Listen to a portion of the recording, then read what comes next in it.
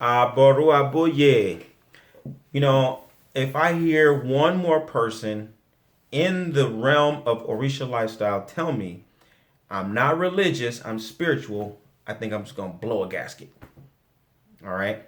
Let me tell you, if you practice Orisha lifestyle, you must be religious. If you practice Orisha lifestyle in any of its manifestations, Afro-Cuban, Brazilian, Haitian, Trinidadian, Nigerian, Benin, Evefon, whatever, if you practice Orisha lifestyle, you have to be religious. All right? Now I'm going to explain to you exactly why I'm saying that, okay? But before I do, let me make sure you understand that this is the School of Orisha Studies and I'm your instructor, Obafemi Origunwan. Today's lesson is about the distinction between being spiritual and being religious. All right? Now, if you are spiritual, okay, you claiming spiritual, that means you can invoke spirits, number one. You can't come and tell me that you're spiritual and you cannot invoke spirit. I mean, at will. On Mondays, on Thursdays, early in the morning, late at night, when you're in the park, when you're at work. If you're spiritual, you can invoke spirits. Okay?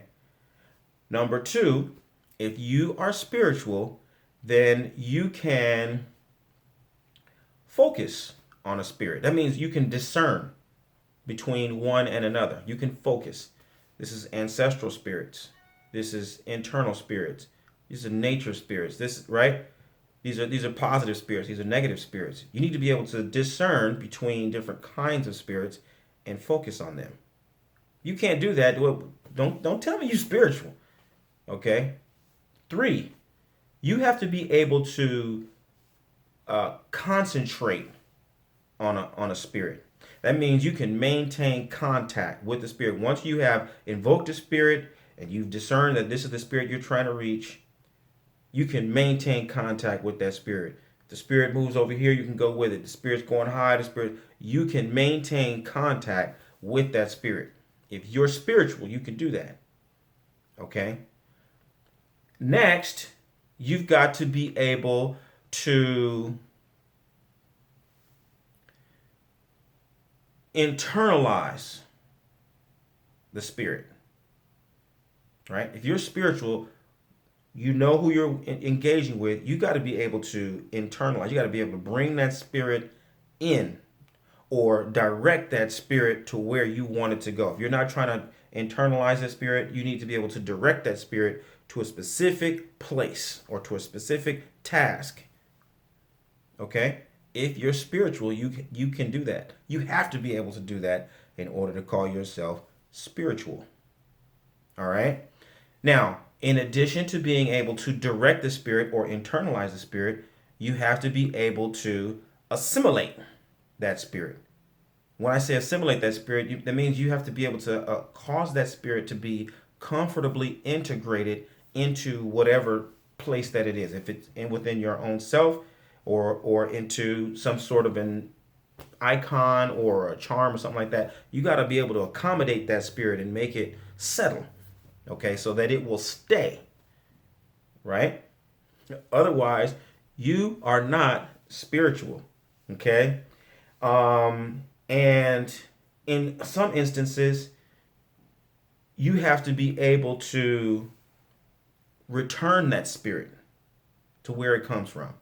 You have to be able to return it. You got to send it back to where it's going, right? It's not enough just to have the spirit just ricochet out. It's like you got to be able to return that spirit to where it has come.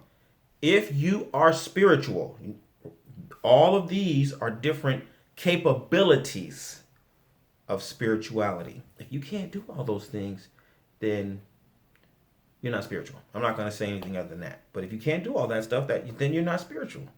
All right? Now, why are those capabilities associated with being religious? Strictly because the only way that you can do all of those different things, the only way you can cultivate those kinds of capabilities reliably and practice those capabilities with 5, 10, 20, 80, 100 people consistently at will is if you have a recipe. You've got to be able to have a specified method. 1, 2, 3, step one, step two, step three. A, B, C, right? Step one, A, B, C, right? If this happens, then that. If this happens, then that. All of that is codified into a religion. That's what it is.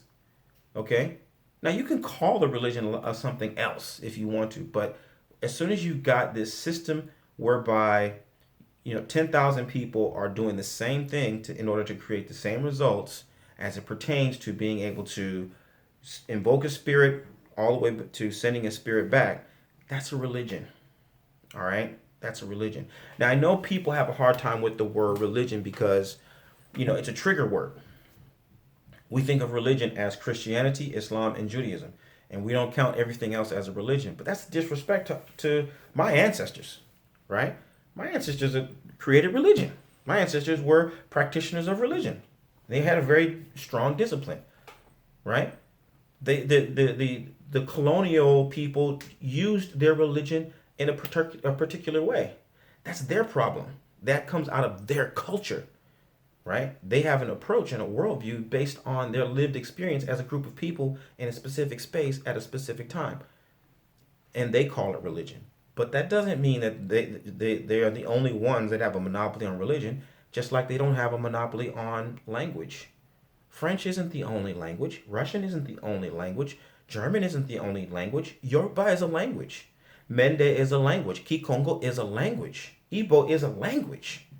Right? So in the same way, we don't reject the idea that, we all have languages just because French is a language or the European languages are a language.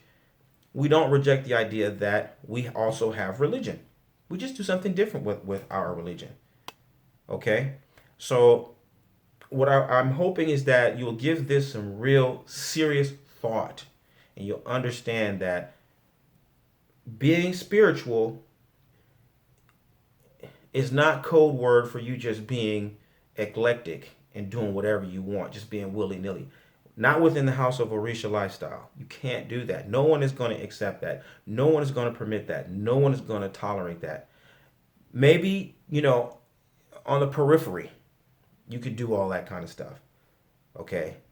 We used to, I used to go to drum circles in the Bay Area, in Berkeley in particular. There was notorious for drum circles. Drum circle is like a free-for-all. Anybody plays anything. And you might find 4 or 5 people who actually can play a standard rhythm or can maintain a rhythm, right? But apart from that, it's just anything goes, totally eclectic, right? You could do that there. But the moment you're going to go play drums in a dance class, you need to play specific Congolese rhythms or specific Mali rhythms or specific Cuban rhythms or specific Haitian rhythms. You can't just be coming in there freestyling and say, well, I'm a drummer. I'm just feeling it. No, man, we're playing Yan Valu and this is how it goes. No, we're playing samba, and this is how it's played. No, we are playing, bata, and these are the patterns. This is what it is. There's nothing wrong with that. All right. It all is a matter of how willing are you to take your spiritual capabilities and focus them and funnel them through some already well-established disciplines and methodologies for being able to do what I just mentioned at will. And that's the key. You got to be able to conjure and focus and direct and embody and return the spirit at will. That's spirituality. That's African spirituality. All right. And so in order for you to do that, you got to be trained. You got to be trained. You got to be educated. Right. Because let's just say on the basic level of Orisha lifestyle, if you're going to invoke the spirit, you got to, at least the invocation is going to be in Yoruba, at the very least. And that's true across the board in all of our traditions. Haiti, Trinidad, Nigeria, Benin, Cuba, everywhere that Orisha lifestyle is practiced, you're going to invoke the spirit and you're going to do it in Yoruba language. Right? You got to be trained to do that. Someone's got to tell you what to say, how to say it, at which point you say it. All right. So in this season, what I want you to do is I want you to get serious. I don't want you to play the game of I'm spiritual anymore. That was cute last year and the year before and the year before, but now you know better. You need to do better. Get trained and learn how to practice this tradition precisely and correctly and with authority, with sincerity, with authenticity. Aboru aboye, aboshishe.